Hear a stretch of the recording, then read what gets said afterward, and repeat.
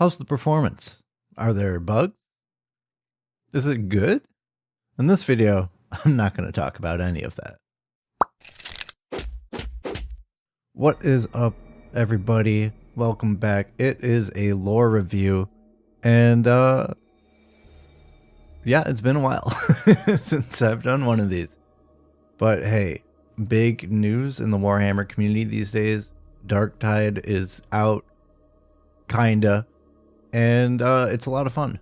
And that's as much as I'll say about the quality of the game. Because we're here to talk about the lore. I did want to bring you guys a sick kit bash that I was working on, but it's taking a little bit longer than I thought. And a lot of that is because I've been playing Darktide. This game is awesome, if only in terms of the vibes it gives. Everything from the design of spaces, they're expansive and epic and truly on a scale that I always imagined 40k to actually be on, realized in a digital landscape that is at the same time breathtaking and terrifying. So absolutely full points for environmental detailing and things like that. You'll find servo skulls littered around terminals, blinking eerily, all sorts of small things, big things, and some very big things. It reminds me a lot of another game that handled the atmosphere of the universe really well, which was Necromunda Hired Gun, which, yes, I did actually play all the way through. This one just seems to dial in the polish just a little bit more.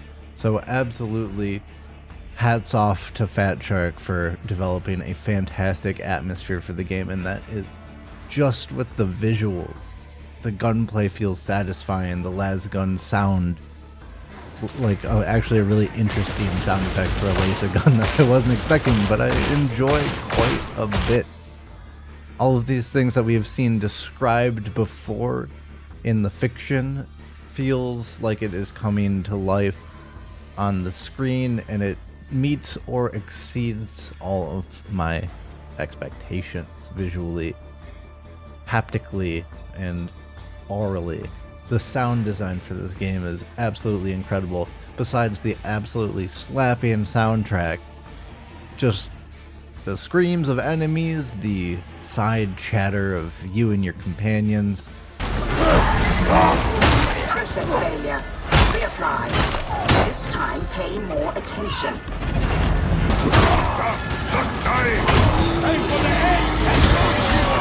Of course! Killing blow! No! Some believe themselves above the Lex. Not every enforcer realizes, but it's their duty to prove them wrong. Who's Lex? And why is he so tall?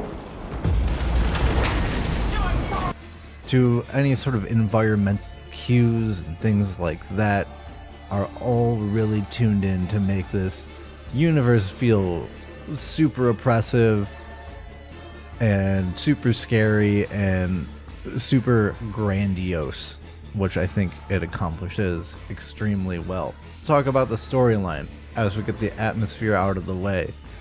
You are centered after you make your character, which has some cute little throw-ins, like if you choose Cadia as your homeworld, you can have the trademark purple eyes, and you also, if you choose the Cadian veteran, you can have an exclusive voice option for your character, although I wish that that had been a fourth additional choice instead of limiting the non-Cadian veterans to just 2 different choices.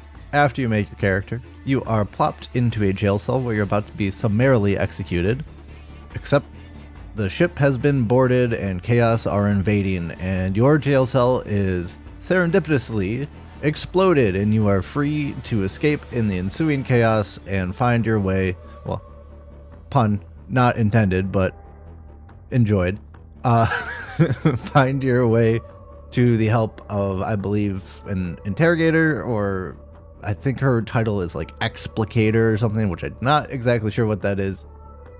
And she begrudgingly accepts your help in order to survive.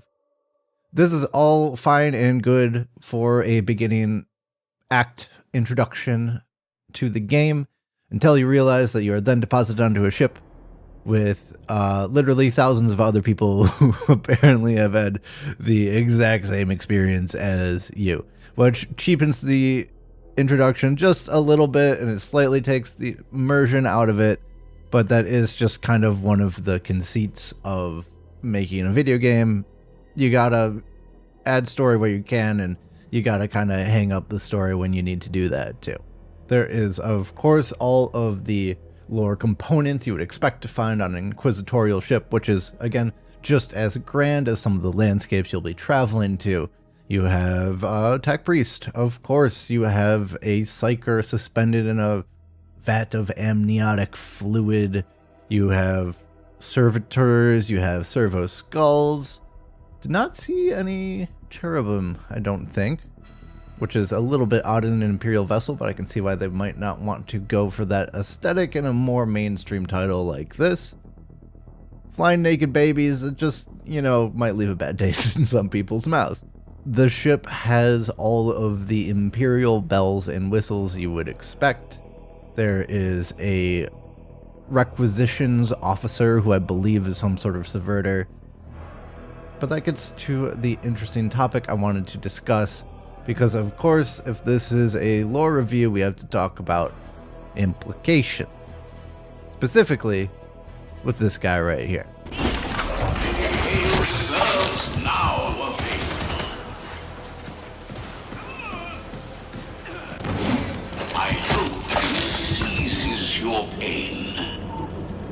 This is our friend, the medicae servitor. He patches you up when you're feeling down, you're feeling a little bit hurt. He's there to stitch you back together as long as he has power. Sometimes you have to deliver a power cell to him to get him to be able to heal you. Other times he just runs out of charge, and that's where things get really interesting. See, this servitor isn't just a silent guardian refilling your health when you get low. He speaks, which is not entirely a thing that servitors can't do. They have certainly pre-programmed lines and things like that, but this guy in particular says some pretty interesting things when he's out of a charge. Looks like we've got a med station. Wasn't so long ago that I was living around here. Let the past stay where it is.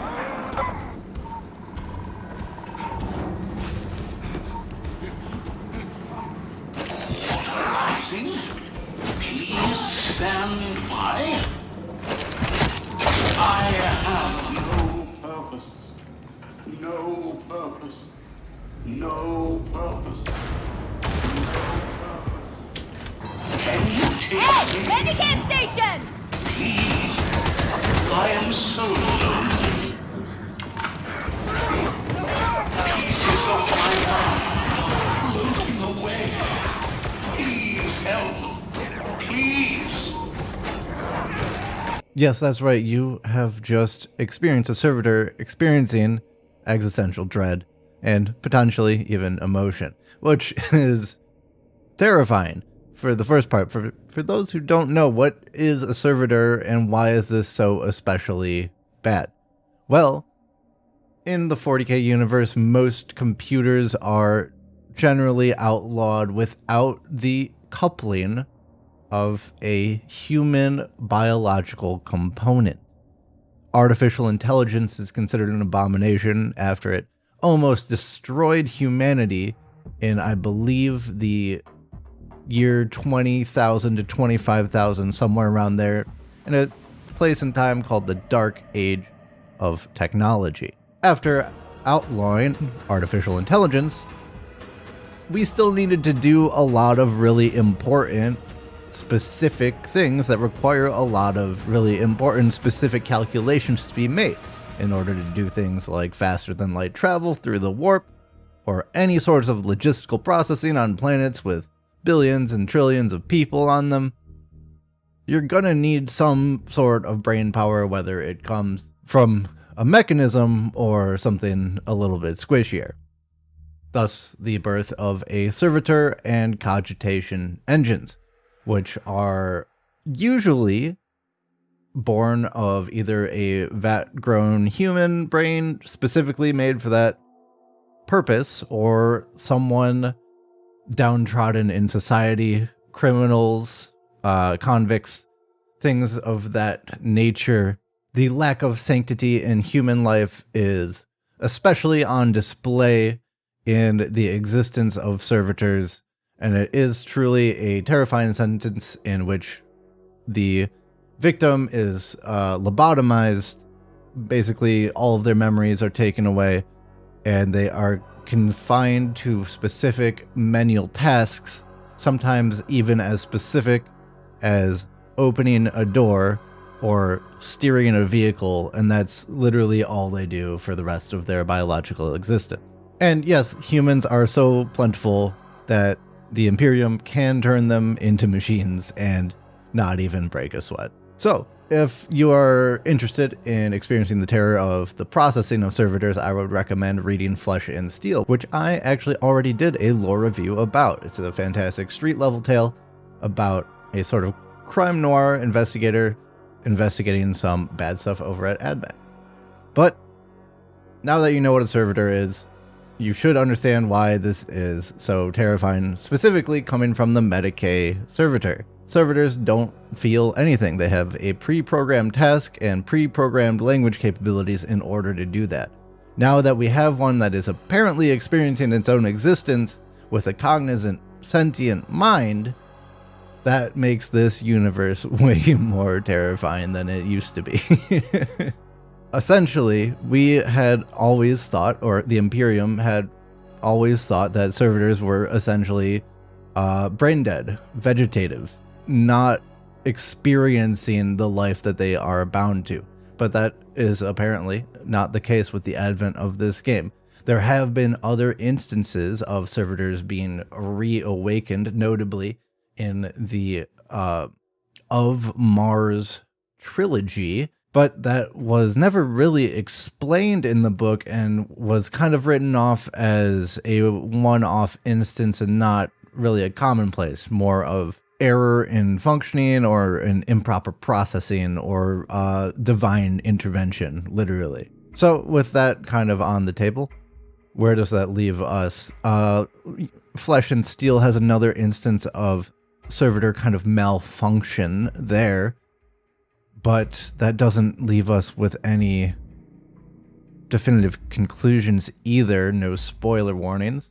So all we're really left off of is our own experience of this servitor, and we are left to draw our own conclusions from it. Do servitors actually experience the existence that they have been confined into? Or is this, for some reason, a pre-programmed series of instructions to give out when it's losing power? We might never ultimately know, but the implications are truly, truly horrifying. Anyway, I do think that if you're looking for a way to experience the world of 40k in a dimension that we have never been able to do so before, definitely give Darktide a check. It's a fun game, and I think even people who are new to the Warhammer universe, who are maybe just like casual fans, will definitely enjoy it as well. This is definitely a game that's for everyone, and I love that it's giving everyone the chance to experience this terrible, terrible universe that is my favorite. But that is it for this lore review. Absolutely aces all across the board. Loving every single thing except for that introduction sequence, I think ended up unfortunately being a little bit immersion breaking, but other than that, I think the visuals, the audio, everything else is so on point for it that I hope it does really well, so a lot more content can be added. I'd love to see a tech priest character, just saying. I'll be back next time with maybe one of my most ambitious kit bashing projects yet. So I will see you then. Make sure you stay subscribed so you don't miss that. And if you found this review interesting or helpful at all, be sure to leave a like. It always helps me out. And I'll see you guys next time.